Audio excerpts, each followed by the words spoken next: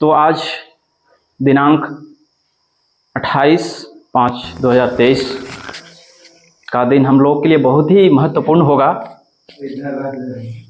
और आज इस मझियावा ग्राम पर अवस्थित इस विद्यालय में आयुर्वेद से संबंधित बात जानने के लिए मीटिंग का आयोजन किया गया है, जिस मीटिंग में हमारे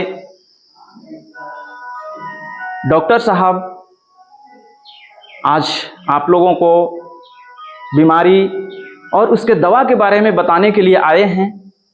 इनका एक एक समय बहुत कीमती है और यहाँ के कुछ लोग हैं, हम लोग के साथ में हैं, मुन्ना जी हैं और एक सर हैं। इन लोग के रिक्वेस्ट पर सर ने यहाँ समय दिया। इनका बहुत कीमती समय होता है। हम लोगों ने रिक्वेस्ट किया कि चलिए सर, वहाँ पर बहुत लोग बीमारी से परेशान हैं, उन लोग को थोड़ा सा सेवा किया जाए। तो सबसे पहले मैं यहाँ पर उपस्थित हमारे डॉक्टर साहब को मैं कोटि कोटि नमन करता हूँ और साथ में आए सर लोगों को मैं हार्दिक अभिनंदन करता हूँ। साथ में हमारी महिला विभाग को देखती हैं, ये मैडम हैं जिनका नाम सुनीता मैम है। मैं भी इनको बहुत सत नमन करता हूँ। साथ ही साथ आप सभी उपस्थित माताएं, बहनें और अभिभावक तुल्य उपस्थित लोग सभी को मैं दिल से नमस्कार करता हूँ।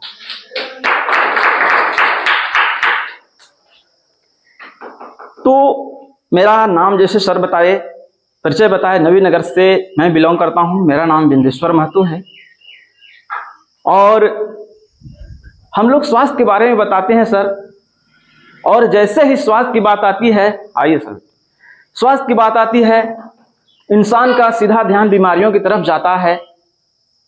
शायद आप लोग भी जानते हैं, बीमारी दो प्रकार की होती है।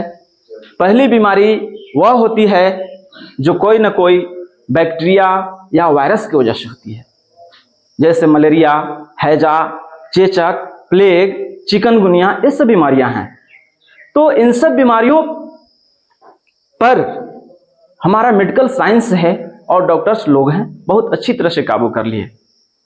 इन सब बीमारियों से आज कोई मरता नहीं है, इसलिए कि इन सब बीमारियों का वैक्सीनेशन हो चुका है।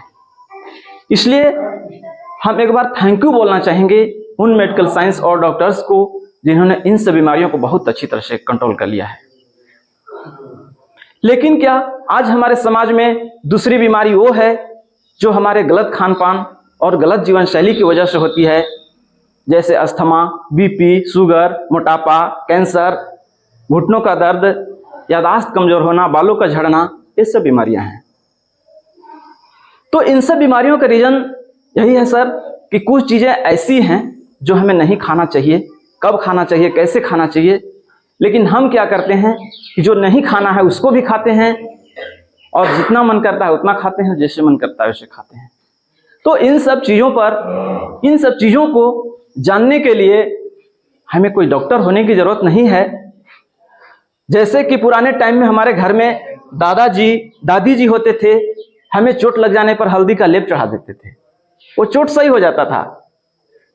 सर्दी जुकाम हो जाने पे अदरक का अर्क का काढ़ा बना करके पिला देते थे, वो भी सही हो जाता था। बुखार होने पर हल्दी में दूध मिलाकर पिला देते थे, वो भी सही हो जाता था। तो कहने का मतलब यह है, कहने का सेंस यह है कि क्या वे लोग डॉक्टर थे?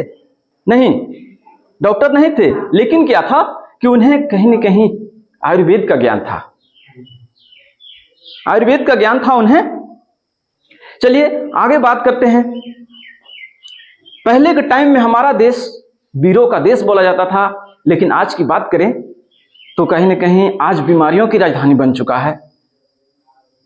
आज हमारे देश में बीमारियां इतनी तेजी से बढ़ रही है, जैसे रातों रात हार्ट अटैक, किडनी फेल होना, लिवर फेल होना, ये सब बीमारियां बिल्कुल नॉर्मल हो चुकी है सर, आम हो गई है।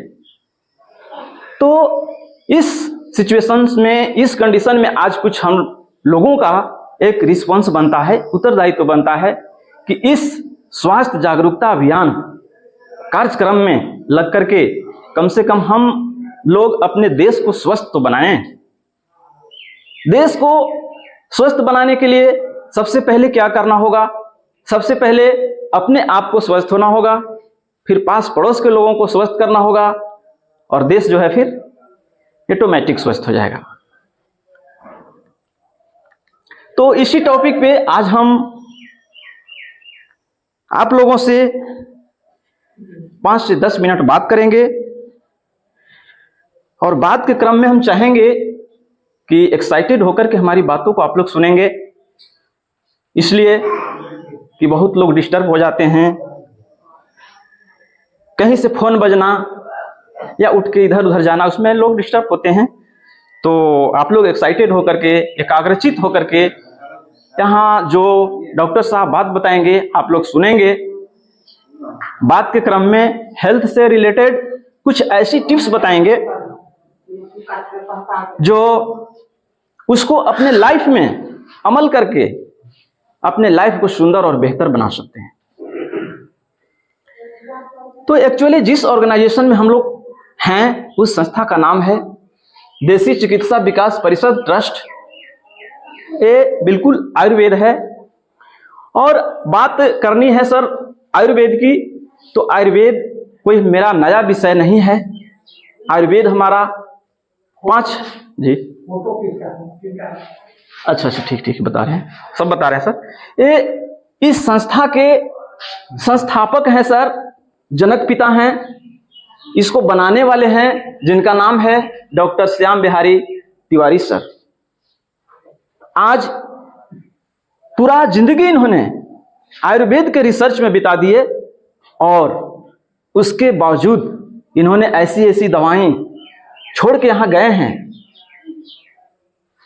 और इन्होंने 101 वर्ष की उम्र में आज दुनिया में नहीं हैं, हम लोग के बीच में नहीं हैं, और उन्होंने पूरा रिसर्च करके कुछ दवा छोड़ के गए, जो उसी दवा का हम लोग लाभ ले रहे हैं, लेने वाले हैं।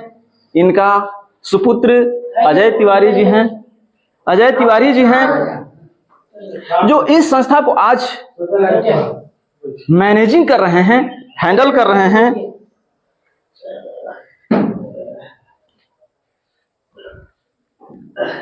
चलिए आगे हम बात करते हैं आयुर्वेद की। तो यही बात कर रहे थे कि आयुर्वेद कोई नया विषय नहीं है, 5000 साल पुराना पद्धति है आयुर्वेद। लेकिन आज हम मॉडर्न युग में, आधुनिक युग में आयुर्वेद को बिल्कुल पीछे छोड़ते जा रहे हैं, भूलते जा रहे हैं। लेकिन क्या है, हम लोग की जरूरत है आयुर्वेद को अपनाने की। जैसे कुछ पहले की बात भी अगर लिया जाए, शास्त्रों की, वेदों की बात लिया जाए, तो जैसे रामायण में उद्धृत है कि रावण का पुत्र मेघनाथ जब लक्ष्मण जी को शक्ति बाण मारा था, तो उसमें कंडीशन यही था कि अगर उन्हें आयुर्वेद संजीवनी जो होता है, अमृत संजीवनी का रसपान अगर नहीं कराया जाता तो शायद उनके प्राण नहीं बचते। और कंडीशन यही भी था, रात्रि का समय था, सूर्योदय से पहले उनको मिलना चाहिए था संजीवनी, और जस्ट वैसा ही हुआ। जस्ट वैसा ही हुआ। वो जहां मिले, वो संजीवनी जहां मिले, वहां से ला करके उनको पान कराया गया, और इसके बाद उनको एक नया जीवन मिला। अगर उस समय आयुर्वेद नहीं होता तो क्या आज अंग्रेजी की गोली से, कैप्सूल से वो सही हो जाते? नहीं होते। और बातें हैं जिस तरह से कुछ जानकारी है हम लोग को, तो मैं आप लोगों से शेयर करना चाहता हूं, और मेरा सीधा सीधा फोकस रहेगा आयुर्वेद को आप लोगों को समझाना, बताना। जैसे वो भी पंक्ति है पहले जो गुजर चुका है, शायद आयुर्वेद के वैद्य माने जाते हैं धन्वंतरी, वैद्यराज धन्वंतरी। तो एक बार की बात है कि तक्षक नाग ने राजा परीक्षित, जन्मेजय का पुत्र थे राजा परीक्षित, उनको वो नाग ने डस लिया था। और वो ऐसा विषैला नाग होता है कि डस जाने के बाद किसी को बचना असंभव होता है। ऐसा ही हुआ, डस लिया नाग। फिर डिस्कस में, निचोड़ में निकला कि एक वैद्यराज धन्वंतरी हैं, वही इनको सिर्फ और सिर्फ बचा सकते हैं, नहीं तो इनकी जान नहीं बचेगी। वैद्यराज धन्वंतरी को सूचना दिया गया, बुलाया गया, आ रहे थे उनको जीवन दान देने के लिए, राजा परीक्षित को जीवन दान देने के लिए आ रहे थे। वो बीच में ही नागराज को पता हुआ कि वैद्यराज धन्वंतरी उस राजा को जीवित करने जा रहा है जिसे हमने डसा है। वो नागराज बीच रास्ते में ही छेक करके उस वैद्य को पूछते हैं कि वैद्यराज, जिस आदमी को मैं डसता हूं वो उसको कोई नहीं बचा सकता है, हमें पता चला कि तुम बचा लेते हो, क्या बचा लोगे? वैद्यराज बोले कि हाँ महाराज, हाँ नागराज, मैं उन्हें बचा लूंगा। तो बीच में ही थोड़ा सा उन लोग की नोकझोंक हुई। बोले कि ठीक है, तुम्हें एक मैं परीक्षा लूंगा। वहां पर एक पीपल का पेड़ था, विशाल पीपल का पेड़ था और हरा भरा था। बोले कि इस पेड़ को मैं डसता हूं और फिर पुनः तुम इस पेड़ को हरा भरा कर दोगे तो मैं समझ जाऊंगा कि राजा को भी तुम बचा लोगे। जस्ट वैसा ही हुआ। जो तक्षक नाग था उस पीपल के वृक्ष को डस लेता है और डसने के थोड़ा देर बाद वो पेड़ सूख जाता है। उसकी टहनियां, उसकी शाखाएं, उसकी पत्तियां सारी सूख जाती हैं। तो वो नागराज बोले कि ठीक है, इसको पुनः हरा भरा कर दो तो हम जानेंगे कि तू राजा को बचा लोगे। और वैद्यराज फिर अपना जो आयुर्वेदिक उनके पास जड़ी बूटी जो था सब कूट करके लेप बना करके उस पर लेप चढ़ाए और वो पेड़ फिर से हरा भरा हो गया। तो वो नाग बोला कि सही बात है, तुम राजा को बचा लोगे, ठीक है ना। तो वो वहीं से लौटा देता है। कहानी को मैं ज्यादा बड़ा नहीं करना चाहता क्योंकि समय का अभाव है ना। तो कहने का मतलब सर, मेरा इस थोड़ा सा विषयांतर जाने का मतलब यही था कि आयुर्वेद वो चीज है सर जो एक नई जिंदगी देता है। तो आज उसकी शरण में हम लोग आए हैं, उसके जिक्र को सुनने के लिए आए हैं। तो थोड़ा सा हम चर्चा करेंगे अपने शरीर के बारे में कि हमारा शरीर जो है, मानव का शरीर जो होता है 7 तत्वों से मिलकर बना होता है। पानी, carbohydrate, fat, protein, vitamin, mineral और फाइबर। इन तत्वों की कम या ज्यादा होने से, डिसबैलेंस होने से हमारे अंदर तरह तरह की बीमारियां होती हैं। डायबिटीज, शुगर, कैंसर, याददाश्त का कमजोर होना, बालों का झड़ना, ये सब बीमारियां हैं। तो इनको जानने के लिए हमें शरीर को जानना पड़ेगा सर कि हमारा शरीर ऑर्गन से मिलकर बना होता है। ऑर्गन टिश्यू से, टिश्यू सेल से और सेल आटम से।